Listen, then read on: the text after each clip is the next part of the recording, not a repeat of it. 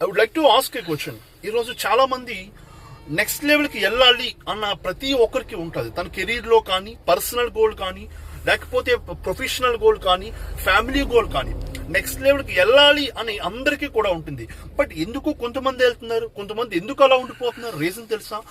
ఎవరైతే ఈ నెక్స్ట్ లెవెల్కి వెళ్ళాలన్న ఐడియా దాన్ని ఇంప్లిమెంట్ చేసి యాక్షన్ తీసుకొచ్చి నెక్స్ట్ 1 year నా టార్గెట్ ఏంటి, నెక్స్ట్ 5 years నా టార్గెట్ ఏంటి అని వాళ్ళు అప్లై చేసి తన ఒక డైరీలో రాసుకొని ప్రతిరోజు కూడా విజువలైజ్ చేసి ప్రతిరోజు కూడా తన గోల్ మీద ఫోకస్ చేసి నిరంతరం ఎఫర్ట్ పెట్టి ఏ రోజు కూడా అన్స్టాపబుల్ గా ఎన్నో ఇబ్బందులు వస్తాయి. ఈ టైంలో ఈ జర్నీలో ఎన్నో డ్రాబ్యాక్స్ వస్తాయి, సెట్ బ్యాక్స్ వస్తాయి, ఫెయిల్యూర్స్ వస్తాయి.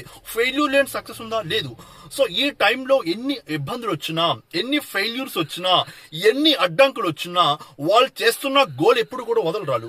కష్టం వచ్చిందా గోల్ మర్చిపోకూడదు, పెయిన్ వచ్చిందా గోల్ మర్చిపోకూడదు. మీరు ఎక్కడున్నా, ఏ పరిస్థితిలో ఉన్నా, ఎలా ఉన్నా నీ గోల్ మర్చిపోతే ఆ రోజే మనం అన్సక్సెస్ఫుల్ గా ఉండిపోతాం.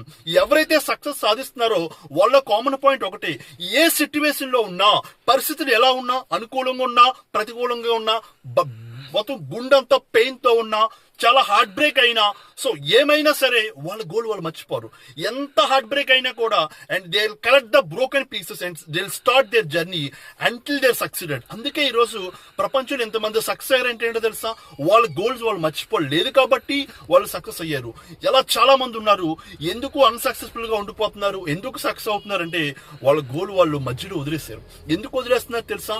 ఒక క్లియర్ కట్ విషయం లేదు. దాన్ని ఏది సాధించాలన్న ఇంటెన్షన్ ఏదైతే ఉందో చాలా హైగా ఉండాలి. నార్మల్ ఇంటెన్షన్ ఉండకూడదు, నార్మల్ డెడికేషన్ కాదు, హైలీ డెడికేషన్ తో ఉంటే ఖచ్చితంగా మీ గోల్ సాధిస్తారు.